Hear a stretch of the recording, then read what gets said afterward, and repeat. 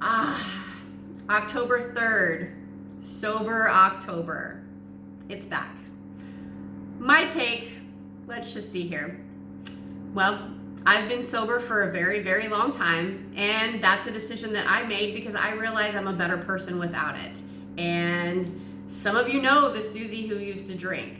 And there was either going to be a fun Susie or there was going to be a very angry, mean Susie that all that pent up rage that was inside of her, you felt the brunt of it. Sorry if you were that person. I feel like I've apologized to most of those people, but if I've missed you and you're watching, apologies. I have grown into a better person now, but my take on Sober October. So, long story short, diving back into my past, Susie used to be that person that vodka Red Bull was my choice of adult beverage. And I made a lot of poor decisions when I drank that. Having a downer and having an upper mixed together, your body doesn't know what's going on with life. So I will be the first to admit, and I'm saying things that I've never said before right now, I got behind the wheel of a car and drove several times when I shouldn't have. And I know that. And I knew that then. But I did it anyway, and I took that risk. And was it dumb? Hell yeah. Do I regret it? A little bit, because it's embarrassing to admit that I was that person, but at the time I didn't regret it. On the flip side, part of me doesn't regret it because that girl was what built me into the person that I am now. So I appreciate those life lessons that I learned, but keep in mind, there were plenty of mornings that I would wake up not remembering what happened the night before. I'd run into the garage, one, to see if my car was there, because maybe I got a ride home. Who knows? I don't remember. Or, if my car was there, did I hit anything? Is there any damage? Who knows? Living that kind of life every single day, it's pretty taxing on the body, but I did it anyway, because when you're 20s, you feel like you're invisible and you can do anything. So, my last big hoorah, I definitely don't remember a lot of it. And that Monday morning, I found out I was pregnant. So obviously that ended my drinking right then and there. And this was pregnant with our first child, who is now 8. So this was almost 9-10 years ago now.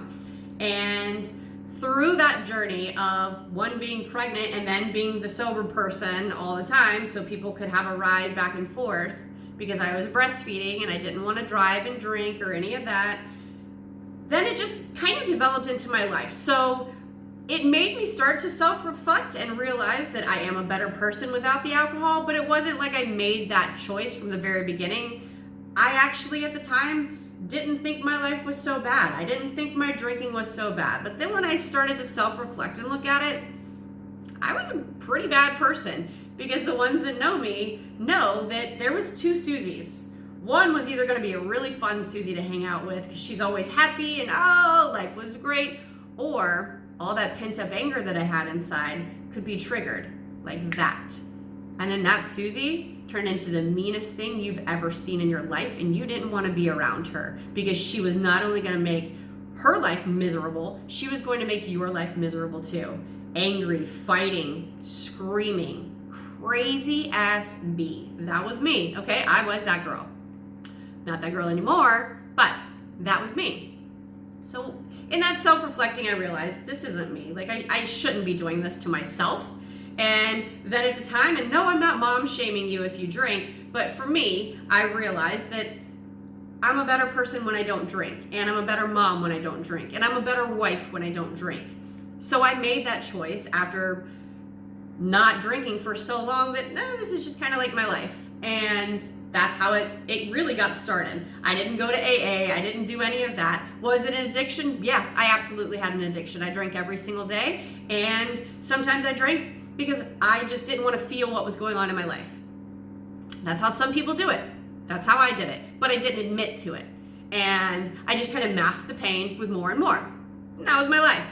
But now, as a sober person for almost a decade now, I feel so much better. So with the Sober October coming up, do I think that that's a good idea? Yeah, partially. I think that it's a good idea for people who maybe want to give their body a break, because I mean, your body needs a break. And sometimes you don't realize how good you feel without alcohol until you abstain from it for a while. So Sober October can be a great thing for people. They might realize in that month, maybe they don't need to drink anymore. All that pressure that they thought, oh, when I go out, I have to drink because everyone else is drinking.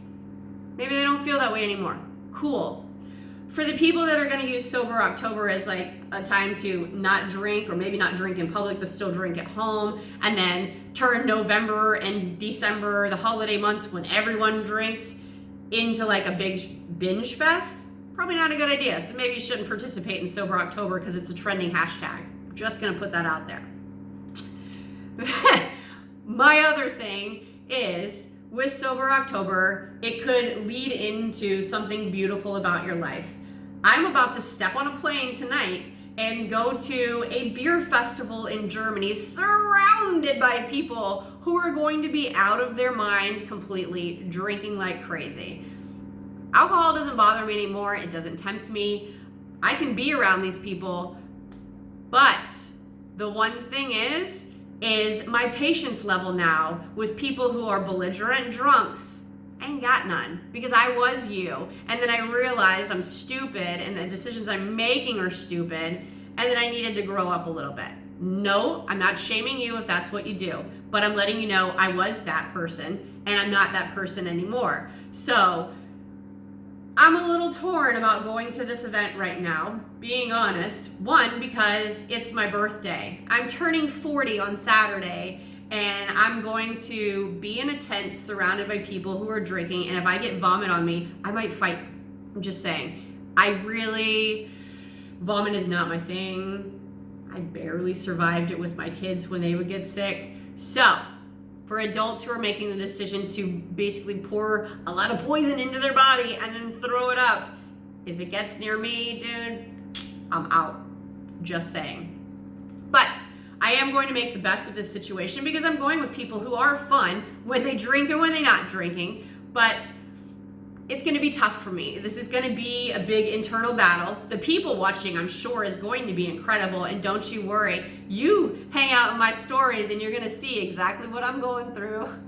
But Sober October, I'm always sober. So it doesn't do any different to me. But if it's going to change somebody's life by creating a trending hashtag and they get on board with it, and then they realize through a month of not drinking that they actually are a better person without it, more power to you, man. Join the club, because we're some amazing people too. You don't have to drink to have fun. And I know so many people feel that pressure. And then I'm going to say one more thing. For the people who do push alcohol on others, I've had this happen to me when I tell people, nope, I'm good, I don't want it.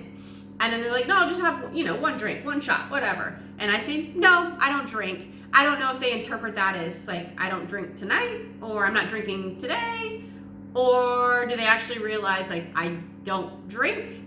So there's been a couple instances where I've had to actually say, look, I'm sober, I haven't had a drink in years, and I choose to be that way. So maybe instead of pushing alcohol on me, you can take a step back and ask yourself, maybe there's a reason why she doesn't drink. Because the Susie that used to drink, I'm telling you, there was only two, a good and a really bad one. So I don't wish that person on anyone, so don't put that drink in front of me. Am I tempted by it? Not a freaking chance. It doesn't tempt me anymore, but stop pushing it on me. I don't push my I'm sober on you, so don't push your, yeah, you should have a drink. Here, just have one. Don't push that on me and others like me who don't drink, because I'm years into it, but there's people who aren't years into it. They're maybe a week into it, or they're maybe a month and a half into it, and they're not as strong as I am right now.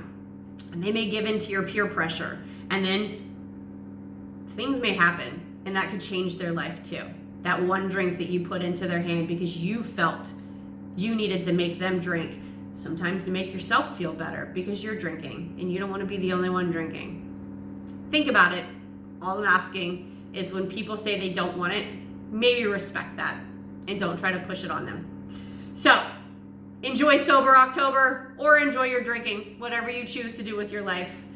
I'll be here sober. If you need someone to talk to, I will gladly open my doors, open my arms, and chit chat with you, because it is a hard road. I kind of got a little easy way out by being pregnant and then breastfeeding for, that whole time, which created years, and then that just created a lifestyle for me. But if you're in a different situation, I was that girl.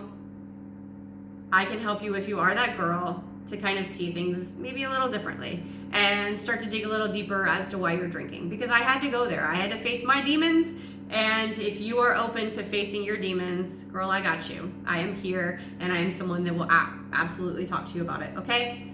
Have a great day. Enjoy October, however you choose to. Bye.